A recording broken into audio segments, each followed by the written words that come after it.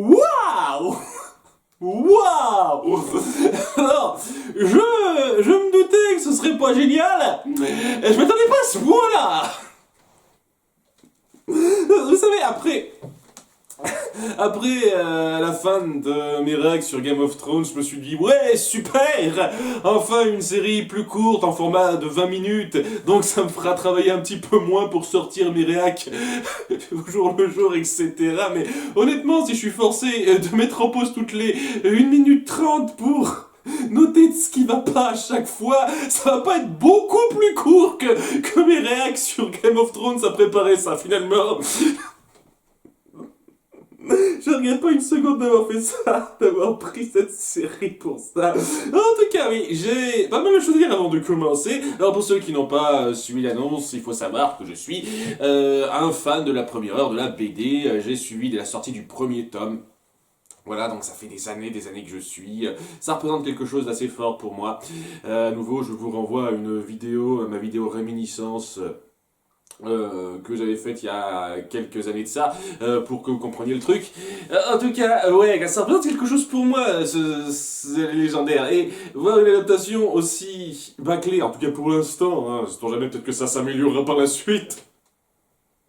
J'ai des doutes, mais voilà, voir une adaptation aussi bâclée que ça fait un peu mal au cul. Mais dans un sens, c'est une série qui a reçu l'accueil qu'elle méritait, c'est évident, et c'est une cible de choix pour pointer ce qui va pas, pour faire de la critique comme je les aime, très acerbe. Et donc, je vais être reconnaissant à cette série si ça continue sur cette voie-là. Ah, je le dis tout de suite. Même si ça me fait un peu mal au cul de voir une adaptation aussi pourrie d'une Belgique qui représente quand même pas mal de choses pour moi. L'intro, punaise, c'est de l'aspirant Bernard Minet en plus niais.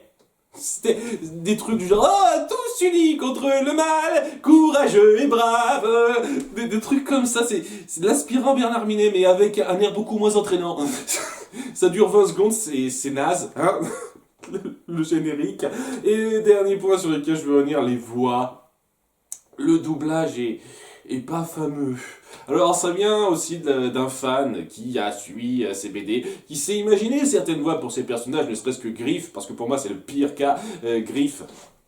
Le personnage de Griff, pour moi, j'imaginais avec une voix beaucoup plus maligne que ça, beaucoup plus futée que ça, quoi, qui renvoie un côté un peu pervers futé, si vous voyez ce que je veux dire. Là, c'est juste un gamin lambda qui le double presque, enfin c'est un mec qui fait une voix de gamin lambda, il s'est pareil avec tout le monde en fait. Et enfin l'animation me fait un petit peu revoir à la hausse l'animation des Mystérieuses Cités d'Or, saison 2 et 3, hein. Parce que oui, j'ai un peu de mal à m'acclimater, mais au moins il y avait du mouvement relativement fluide, hein, un peu plus prenant. Là on sent qu'il y a un budget très ric-rac, et qu'ils ont fait avec les moyens du bord, et donc il y a pas mal de postures de personnages qui reviennent souvent, et qui sont souvent figés, quoi, avec peut-être des rapides mouvements comme ça, mais oui, on sent qu'il y a une animation qui fait le minimum la plupart du temps, à part quelques petits moments d'action, et même là, c'est pas non plus fait avec beaucoup de fluidité, beaucoup de chorégraphie bien pensée. Donc ouais, l'animation est assez aux fraises, elle aussi. Et voilà, dans la forme, pas grand chose qui va beaucoup, déjà pour commencer. Et en termes de fond, on va voir ça tout de suite. Bon. Ça commence avec nos légendaires qui sont encapuchonnés. Alors oui, juste un truc pour ceux qui ne connaîtraient pas l'histoire des légendaires, je vais vous faire un rapide résumé. Ce sont des héros qui ont été rajeunis en luttant contre un sorcier maléfique qui s'appelle Darkel. Et donc, suite à ça, le monde est retourné à l'âge de 12 ans, quoi. Il y a une espèce de pierre magique qui s'est brisée. Tout le monde a été rajeuni à l'âge de 12 ans. Et voilà, c'est un cas particulier. Les légendaires sont mal vus suite à ça maintenant, à cause de leurs problèmes, de leur fatale erreur. Et Et il y a certains trucs qui se passeront différemment dans cette série que par rapport à la BD, ce qui sera un problème que je vais pointer.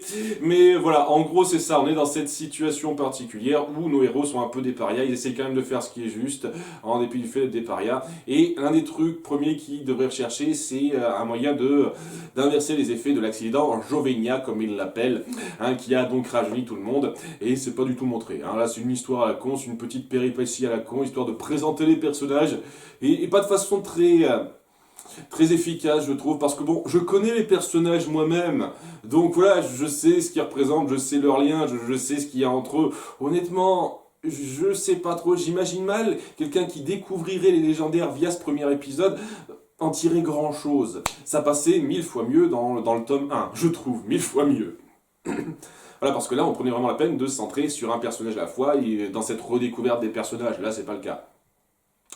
En tout cas, voilà, ça commence avec nos légendaires qui sont encapuchonnés et qui observent leur statue, leur grande statue à leur gloire, être détruite. Et remplacée par celle des nouveaux héros en vogue qui s'appellent les Fabuleux. Alors c'est bien de faire référence à ça. Alors s'il y avait une continuité avec la BD, ce qui n'est pas le cas, clairement pas le cas, ce serait clairement après les tomes 3 et 4, logiquement. Vu que bon, c'est à ce moment-là qu'on rencontre les Fabuleux. D'ailleurs, il y a un petit parallèle qui se fait, c'est un peu similaire, quoi. Ils essayent de bien se faire voir, et puis paf, les Fabuleux arrivent pour leur voler la vedette. Seulement bon, ils sont juste là, en statut, les Fabuleux, quoi. Ils vont pas être mis en avant plus que ça. C'est intéressant. C'est plutôt intéressant, même si c'est un petit peu grossier et surtout très gamin. Ouais, il y a énormément de réactions très gamines. Quelqu'un qui a fait des moustaches à la statue de Danaël, ça lui plaît pas. Danaël, c'est notre héros à l'épée. Il y a des tonnes de commentaires comme quoi Jadina pleure en voyant la statue être détruite. Ah non, je pleure pas, j'ai un truc dans l'œil, tout ça, c'est des trucs basiques. Enfin bref, dans la statue brisée des légendaires, il y a comme par hasard, ce sera pas particulièrement expliqué, un coffret mystérieux qui contient un esprit farceur, entre guillemets. On expliquera un petit peu en détail ce que c'est, et qui prend possession du premier type qui a ouvert le coffret, c'est-à-dire l'un des deux sculpteurs. Ils sont jumeaux au passage. C'est plus pratique, ça fait moins de sprites de personnages, de modèles de personnages, c'est plus pratique. Voilà quoi, l'un des deux sculpteurs qui a détruit la statue est possédé par ce type, et c'est une espèce d'esprit farceur qui veut se battre, qui saute partout, tout ça. Jamais vu ça avant, à nouveau, hein, ça part sur le ultra gaguesque en appuyant très peu le drame.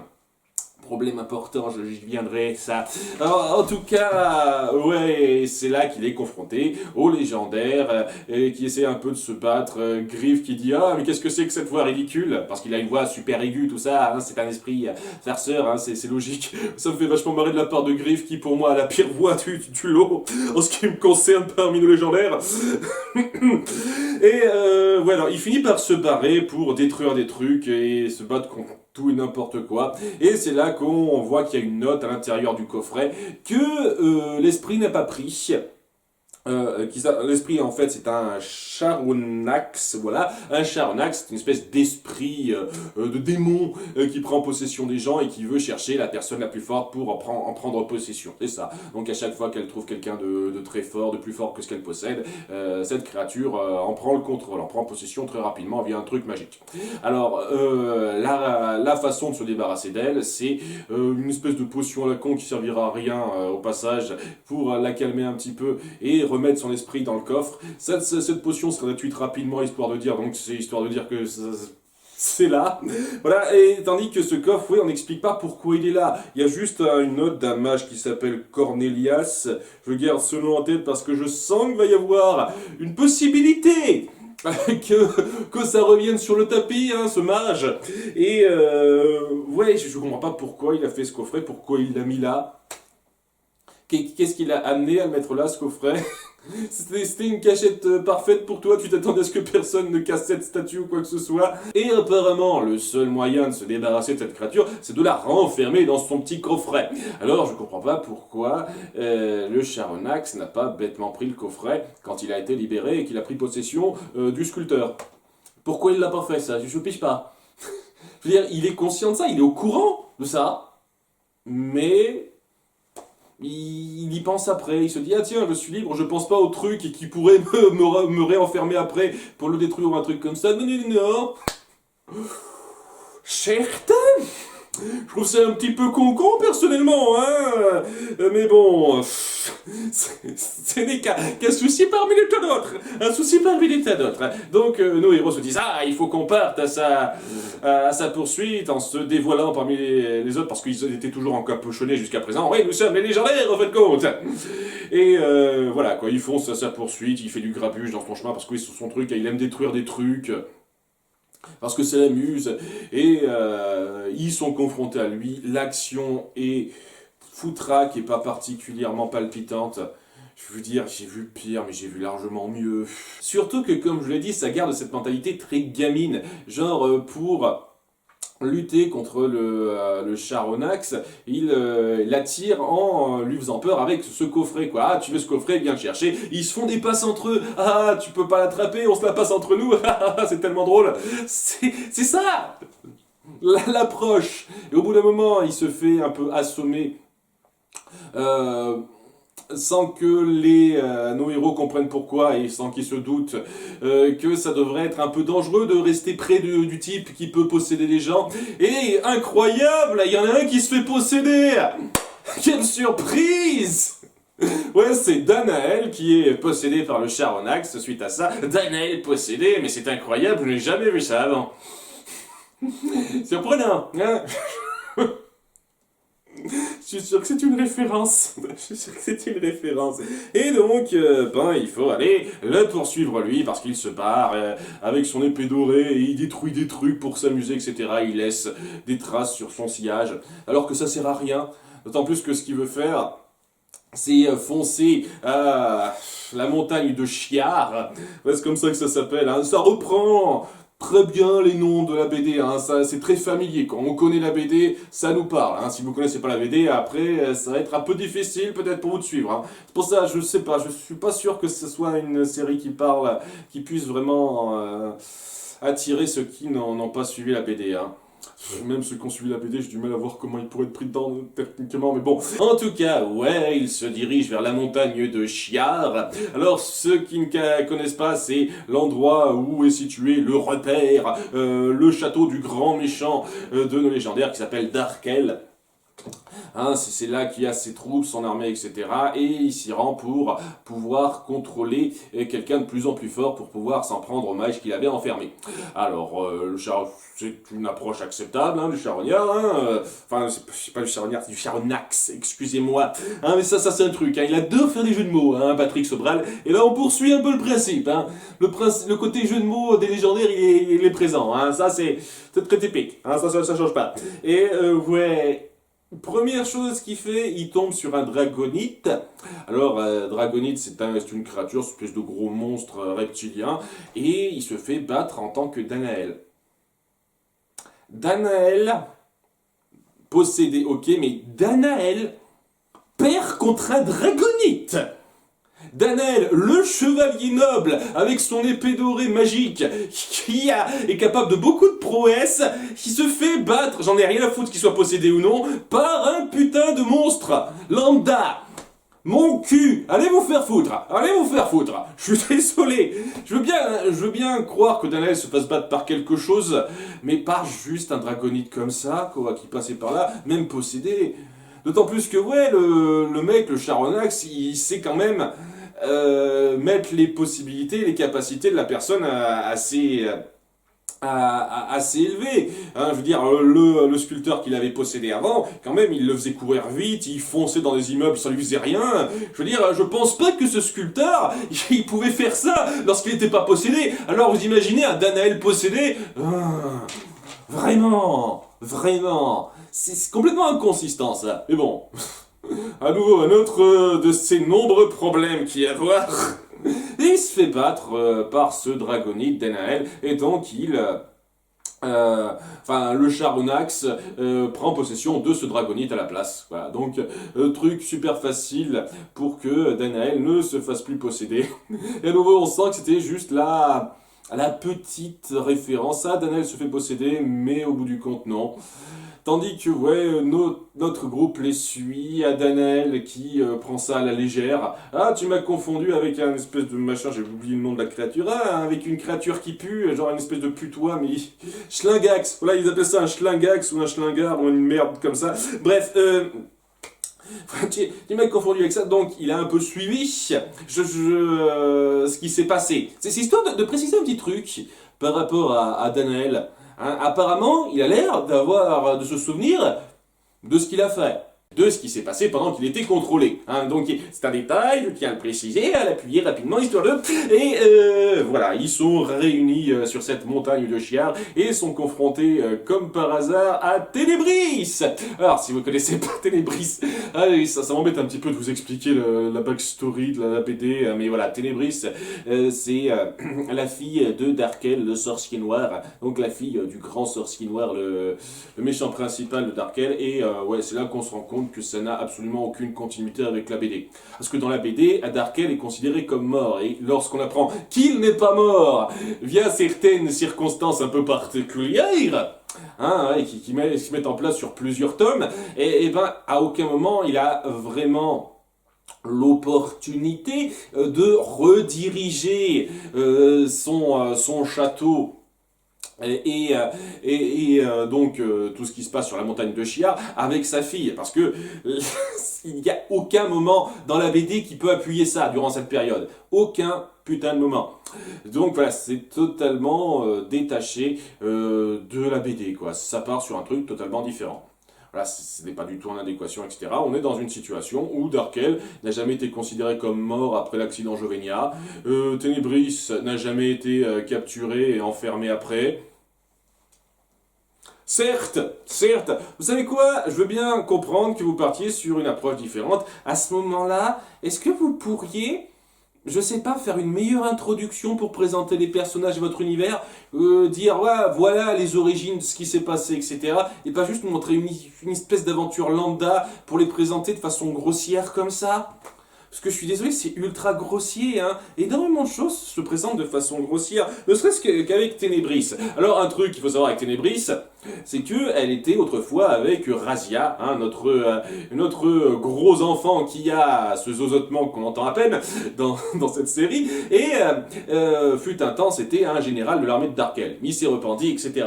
Donc c'est un passé assez sombre et assez triste de la part de Razia qui est très intéressant à voir dans la BD. Ici, c'est traité totalement en gag. Du genre, elle est amoureuse de Corbeau et elle ne pense à rien d'autre que ah, Corbeau, mon cher Corbeau, tu es là, tu veux être avec moi, tu penses à moi, tout ça, tout ça. C'est une hystérique de lui, quoi. Et c'est pas appuyé de façon très directe, très forte, etc. Et cette espèce de passé qu'elle a avec les légendaires, pas seulement avec Corbeau, hein, puisque c'était le nom qu'il avait quand il était général, eh ben il est pas appuyé du tout, quoi. C'est traité à la blague. Je veux dire, lorsqu'elle l'appelle mon cher Corbeau, pas plus que ça au passage, quoi. Pour montrer son amour, ah mon cher Corbeau, vous faisiez un langage un peu plus percutant que ça quand même dans la BD, quoi. Je veux dire, mon chéri, mon amour, un truc comme ça, pas mon cher Corbeau. Et lorsqu'elle dit ça, y a les autres qui se moquent de ça, et qui se disent ah, on voit qu'elle en passe pour toi, mon cher Corbeau. Et ils se marrent comme des gamins de 12 ans, alors que ce ne sont pas des gamins de 12 ans, ce sont des adultes dans le corps de gamins de 12 ans. Donc ce genre de délire, ça marche pas. Alors, il y avait quelques petits moments un peu rapides comme ça qui me gênaient un petit peu dans la BD, mais c'était pas aussi appuyé, quoi. On passe la plupart du temps à faire de l'humour de gamin et à faire se comporter nos personnages un peu trop comme des gamins, alors que ce ne sont pas des gamins. Ce sont des adultes dans le corps de gamins. C'est très différent. Très différent. Donc, ouais, cette espèce de passif qu'a Ténébris avec nos légendaires, au bout du compte, c'est traité totalement à la légère, alors qu'il y avait quelque chose de très fort lorsque c'était mis en place dans les tomes 8 et 9. Enfin, 9 et 10. Là, on sentait que qu'elle en avait gros sur la patate Chimie par rapport à Ténébris, par rapport au fait qu'à un moment donné, elle l'avait capturé et torturé. Mais vraiment, hein, pas juste histoire de dire ah, je te chatouille les pieds avec avec une plume, une vraie torture, quoi. Ça a assez appuyé des trucs graves et assez osés dans la BD quand même. Là, c'est que la caminerie. Et c'est tout ce qu'on va avoir, j'ai le sentiment. Ça va être vraiment le point central. Ce qui fait que lorsque ça part vers quelque chose d'un peu grave, dans pas longtemps, ça n'a quasiment aucune légitimité pour ça, en ce qui me concerne en tout cas. Parce que, voilà, ils sont attaqués par un Darkélion après ça. Une autre créature bien connue du monde des légendaires qui a toujours été un peu cheatée pour moi. Parce que non seulement c'est une espèce de grande créature volante qui peut cracher une espèce de mucus qui vous gèle totalement le corps. Donc déjà c'est assez cheaté, mais surtout il a ce pouvoir de balancer un aiguillon qui vous transforme en ombre. Genre, vous pouvez être n'importe qui, vous prenez cet aiguillon quelque part, paf, vous faites pas que mourir, vous vous transformez en mignon du mal, en sbire du mal, sans âme, etc., une ombre. Et waouh, j'ai toujours trouvé ça un peu cheaté de la part de Stan Lee, je vous cache pas. Et là, ouais, à nouveau, on montre dans le combat que nos héros sont pas si fortiches que ça, ils se font battre un peu facilement, ils se font tous avoir bêtement et gelés en essayant de faire quelque chose, sauf Chimie. Mais voilà, en l'espace de quelques secondes, tout le monde se fait congeler l'un à la suite de l'autre. Tandis que Ténébris les observe, ah ah ah, gèle-les tous et prends mon chéri avec toi. Et c'est là que Chimie se dit, ouais, je vais peut-être être un petit peu badass, c'est un peu l'épisode où Chimie résout tout.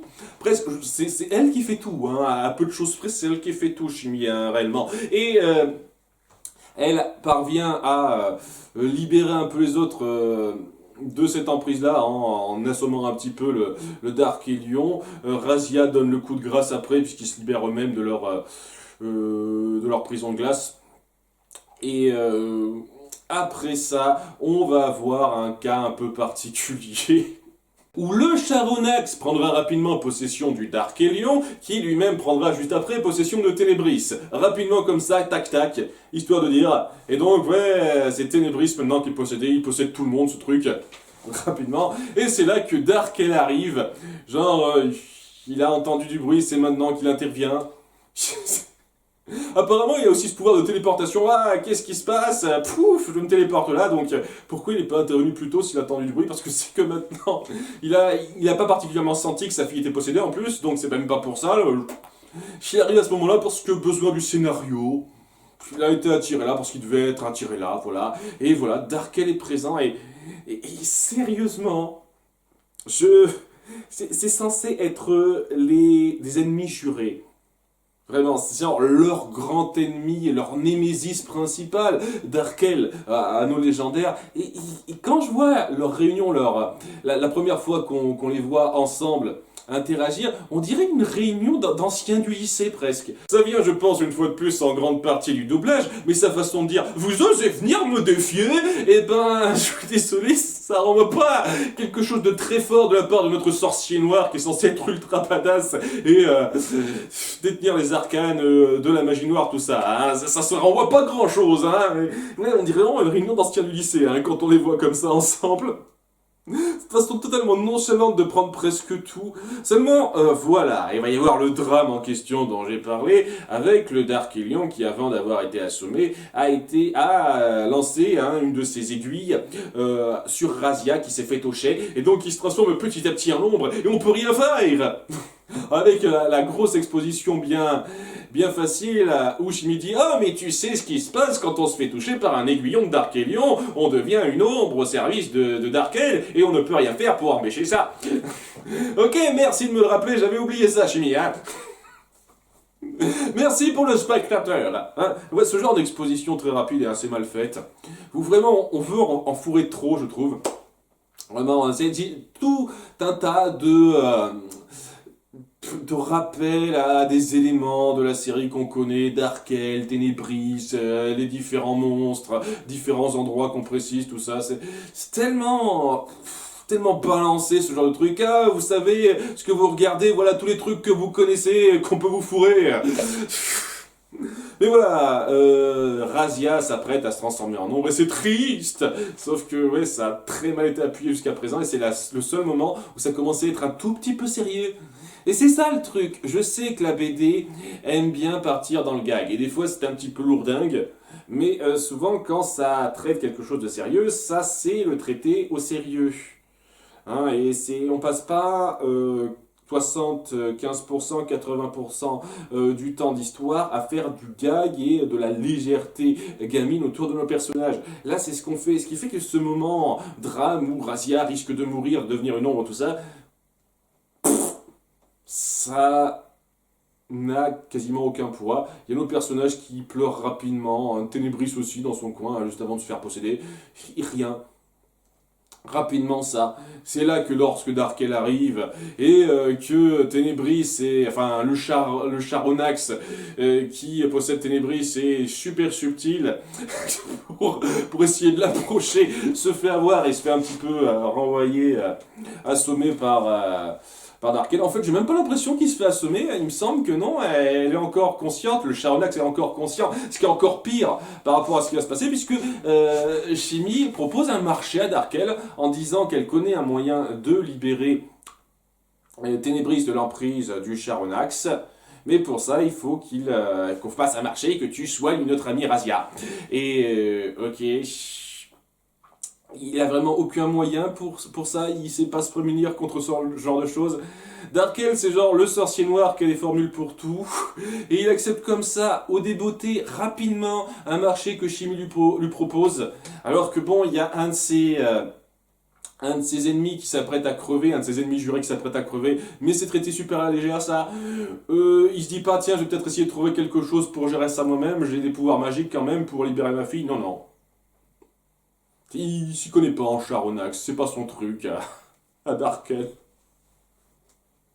Enfin bon voilà, c'est un peu facile quoi, ça repose quand même sur quelque chose d'un peu facile. Et oui, ça se fait très vite, Darkel libère Razia, et une fois de plus, Shimi fait tout le boulot, en disant «Ah, regarde comme je suis forte», en montrant rapidement, et je dis bien rapidement, son pouvoir élémentaire. Oui, j'en ai pas parlé à nouveau, si vous connaissez pas l'histoire, oui, Shimi, son truc, c'est de contrôler les éléments. Alors, normalement, elle est censée savoir contrôler que l'eau et la terre tout de suite, logiquement. Mais bon, à nouveau, c'est pas trop à nouveau, c'est pas vraiment dans la continuité de la BD, c'est pas impossible qu'elle sache contrôler le feu ou l'air. Ça me surprendrait pour ça. En tout cas, ouais, quoi. Elle montre rapidement qu'elle sait contrôler la Terre. Et il est tout excité, le Charonax. Oh, t'as des super pouvoirs, hein, laisse-moi te posséder. Et il approche bêtement, et alors qu'il commence à le transférer, elle pointe donc le coffret pour l'enfermer, et c'est là qu'elle l'enferme. Voilà, rapidement, résolution en 2 temps 3 mouvements, histoire de montrer que Shimi, c'est un peu le seul cerveau de la bande, hein, semble-t-il. En tout cas, pour l'instant, c'est mal appuyé pour le reste, je trouve, hein, un peu mal appuyé. Et ça se termine plus ou moins là. Hein. Chacun repart dans son coin. Ténébris et Darkel se disent ok, très bien. La prochaine fois qu'on se reverra. Ça se termine sur nos héros qui repartent. Il y a des tas de villageois qui en veulent à Danaël parce que quand il a été possédé par le Charonax, il a détruit pas mal de petits trucs parce que c'était son truc, il a détruire des trucs n'importe comment, le Charonax. Et voilà, il se demande mais qu'est-ce qui s'est passé, qu'est-ce que j'ai fait, alors que on avait appuyé avant justement quand il a été dépossédé qu'il se souvenait, mais là il se souvient pas. Hein, voilà, consistance, merci. Et ça se termine sur nos héros qui décident d'enfermer le coffret qui a été renforcé à la terre, donc il s'ouvre pas comme ça maintenant. C'est vrai que, sans vouloir être vexant de la part du mage, ça aurait été intelligent de faire en sorte que le coffret puisse pas s'ouvrir par le premier Pékin qui met la main dessus, quoi. Fait une espèce de scellé, un truc comme ça qui empêche le premier Pékin venu qui tomberait sur la boîte de l'ouvrir. Non, non, non, hein, le mage il est un petit peu con, le mage Cornelias, hein, je trouve. Hein. Si on le voit, j'aurais des choses à dire sur lui. Mais là, donc, Elle l'a bien fermé avec son pouvoir de pierre, donc il s'ouvrira pas comme ça. Et en plus de ça, on le fait tomber dans une espèce de taboueux sur lequel on va poser de nouveau la statue des légendaires qui a été reconstruite en deux temps trois mouvements. Parce que ouais, le sculpteur est reconnaissant envers les légendaires de l'avoir sauvé rapidement au début et se dit ok, y a pas de problème maintenant, on vous remet, on vous refait votre statue rapidement et y a pas de problème. Ça dérange pas les villageois, il me semblait quand même que c'est pas une décision de leur part, c'est pas à eux de décider aux sculpteurs des statues qu'on veut ériger dans telle ou telle ville ou village. Donc c'est complètement con pour moi, mais c'est histoire de dire ah, ils sont mal vus, mais grâce à une action à la con qu'ils ont faite, héroïque, maintenant tout le monde se dit ok, on les accepte, on remet leur statue en avant parce que sont encore des héros, tout ça, symbolique, super basique et vulgaire. C'était nul. C'était particulièrement gamin cet épisode.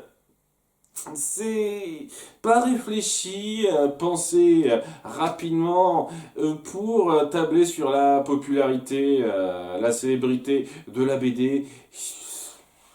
Ça a pas beaucoup d'âme et c'est plutôt marrant de se moquer de ce que ça fait mal, de se rendre compte de à quel point ça se plante, parce que ça se plante incroyablement cet épisode. Hein.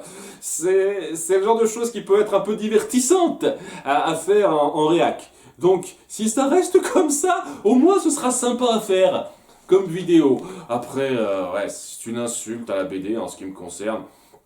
Au ton très mature qu'elle pouvait avoir et qu'on laisse totalement filer, dont on se fout également, sauf pour rapidement faire du drame rapide de 3 secondes à la fin. Ça marchait pas comme ça, la BD, c'était quand même mieux fait, hein. Il y avait un meilleur équilibre entre l'humour et le sérieux.